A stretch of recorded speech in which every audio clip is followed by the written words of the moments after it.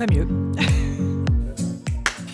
Hello tout le monde, aujourd'hui nous nous retrouvons au lycée agricole du Rochène à Pontivy en compagnie de la maison pour 2 jours consacrés à l'élaboration du plan de mobilisation des jeunesses 2026-2030. C'est ici que jeunes professionnels et élus se retrouvent afin de discuter autour de sujets clés comme la santé, le loisir ou l'insertion professionnelle. Mais pourquoi faire, vous allez me dire? Eh bien pour poser les bases du nouveau plan de 2026-2030. On est réunis pour 2 jours qui rassemblent du coup environ 170 jeunes élus et professionnels de jeunesse. Et l'idée, c'est de faire travailler tout ce petit monde pour réfléchir à des idées qui favoriseraient l'épanouissement des jeunes bretons en 2030. Et bien sûr, on en a profité pour aller recueillir les points de vue des participants, jeunes, professionnels et élus. Alors, Chloé Lemette, je suis chargée d'animation politique jeunesse au sein de la région Bretagne. Et Violaine Guinet, je suis la responsable du service égalité des droits et jeunesse à la région Bretagne. Je m'appelle Christophe, je suis responsable du service engagement des jeunesses à la Ligue de l'enseignement des Côtes d'Armor.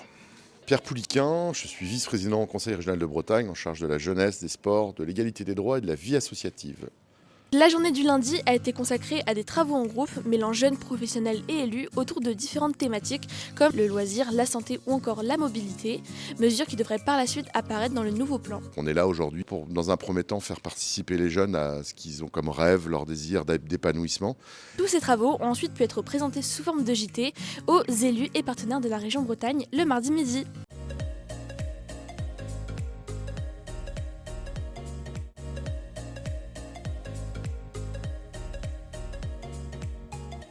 Ce qui ressort, c'est déjà que ça a permis de mettre en réseau les acteurs qui travaillent avec les jeunes. Donc au niveau régional, les acteurs bretons se retrouvent de plus en plus. Et la deuxième chose que ça a permis, c'est notamment de faire développer une culture de la participation des jeunes au sein des structures au niveau local et régional. Le plan n'est pas un plan d'action, c'est une méthode de travail que l'on met en place. Si je prends la thématique du logement, le plan d'action ne définit pas d'action, par contre il définit une méthode qui puisse mettre ensemble en fait, les acteurs pour voir comment ensemble on arrive à réduire notamment les problématiques d'accès pour les jeunes dans le logement et puis comment aussi on fait remonter quelques idées au niveau national et au niveau des décideurs. On part des initiatives des territoires et qui sont montrées et s'aimer. Ça fait en fait un peu caisse de résonance pour montrer aussi tout ce qu'il est possible de faire et ce qui peut être répliqué en fait ailleurs dans d'autres territoires en Bretagne. Il y a tout un travail qui est fait pour prendre en compte la parole des jeunes, pour pouvoir l'extraire et l'entendre et la formaliser et l'intégrer dans le processus politique. Je suis super satisfait, super content puisqu'on a pu réunir des jeunes autour de différentes thématiques. Et, il y a eu de la participation de ces jeunes avec des échanges, des débats et puis aussi avec des professionnels et c'était très productif. Ce qu'il y a de positif, c'est qu'on puisse aussi écouter ceux qui sont concernés par les politiques que l'on met en place. Si on n'écoute pas les jeunes, et si on ne les fait pas co-construire avec nous, j'ai envie de dire que ça ne sert à rien. On voit bien que les jeunesses ont beaucoup d'idées, ont beaucoup d'envie, ont beaucoup d'engagement, mais à un moment, il faut tout simplement leur faire confiance.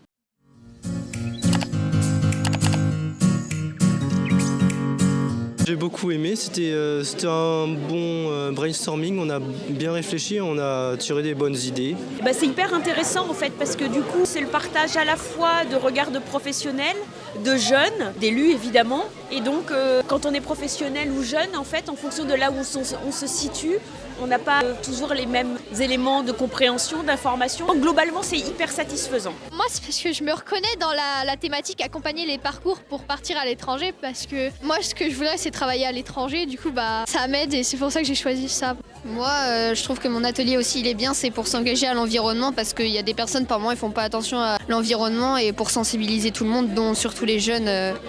Alors c'est très intéressant de rencontrer plusieurs jeunes d'horizons différents mais aussi des professionnels. On travaille sur quelque chose de très intéressant qui est de se projeter 5 ans plus tard, ce qui est rarement le cas. On est vraiment dans cette idée de cibler sur les jeunes et de savoir comment faire pour améliorer leurs conditions mais de manière concrète dans les années à venir.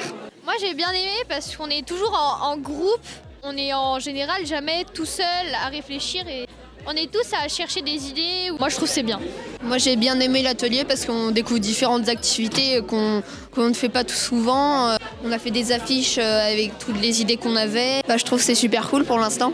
La façon dont c'est mené, je dirais que c'est intéressant parce qu'on vient prendre directement les besoins du public. Maintenant, est-ce qu'on est vraiment sur un regard critique? Est-ce que c'est la région qui va pouvoir faire changer les choses?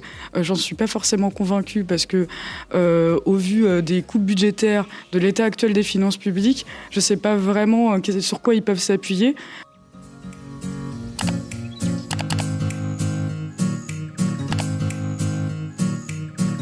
Si tu étais maire de ta commune, quelle serait la première mesure que tu souhaiterais mettre en place? Pour moi, les domaines les plus importants qu'il faut développer, c'est l'accès à la santé, préserver l'environnement, puis même développer toutes les mesures qu'on peut apporter aux jeunes pour leur épanouissement dans la ville, quoi. Je mettrais en avant surtout le fait de s'occuper principalement des jeunes, de les mettre vraiment en avant et en priorité, et de faire en sorte que leurs besoins et leurs idées elles soient entendues. J'améliorerais les infrastructures, donc du coup l'école premièrement. L'école primaire et le collège, il faudrait les améliorer. Il y a quelques trucs qui sont pas pourraient être refaits. Et puis ensuite, je pense que je mettrais une aire entre guillemets pour faire de la musculation, etc. Parce qu'on n'a pas ça, dans tous les villages il y a ça et là, non on n'a pas. Faire en sorte de valoriser la parole des jeunes. Faire de l'intergénérationnel, ça serait super. Je pense que les jeunes générations ont autant à apprendre des générations plus âgées et vice-versa. Je prendrais les sujets les plus entre guillemets, importants ou ceux qui reviennent le plus et je ferai des sondages oui-non pour avoir au moins le ressenti de la population. Après, je ne ferai pas de fausses promesses et je dirais qu'on priorise forcément certaines mesures. Et en tant que jeune en 2025, est-ce que tu as des préoccupations? La santé mentale, de fou. Je vis clairement dans un désert médical, quoi. Est-ce que j'ai vraiment envie de faire 1h30 de route, même si le praticien est bon? La question se pose, quoi. Évidemment, tout ce qui est écologie, je pense que pour l'instant on n'est pas très très bien. Et puis aussi je m'inquiète pas mal pour les jeunes de notre âge, surtout qui sont beaucoup sur leur téléphone, qui font pas grand chose, qui n'ont pas une grande activité sportive. Moi, je suis surtout centrée sur vraiment le domaine de la santé, du secours. Et je pense que c'est très important, sachant que vu le contexte économique du pays, qui, on va dire, enlève tout ce qui est budget au niveau des services publics, donc les hôpitaux sont pas mal touchés, je trouve que c'est quand même important de garder cet accès-là. Déjà, mon avenir à moi. Je sais pas si on va être remplacé un peu par des IA ou des machines. Ça m'inquiète que... Il reste toujours encore des métiers manuels plus tard. Et si tu pouvais faire passer un message, t'adresser directement à ceux qui prennent les décisions pour nous, tu leur dirais quoi? On est là, on existe. Je pense que notre voix est importante, qu'il faut arrêter de nous stigmatiser et de mettre de côté notre parole. Il faudrait nous laisser un petit peu plus la parole et surtout qu'ils respectent nos choix et qu'ils ne changent pas en fonction de eux leur envie. Pensez à nous et faites. Agissez. Juste d'écouter les jeunes, parce que c'est bien. Je trouve que c'est bien mignon de mettre en place des choses. On peut vous écouter et tout machin, mais au bout d'un moment, il faut aussi mettre en place et pas juste dire oui, ça on s'en occupera plus tard. Drop mic.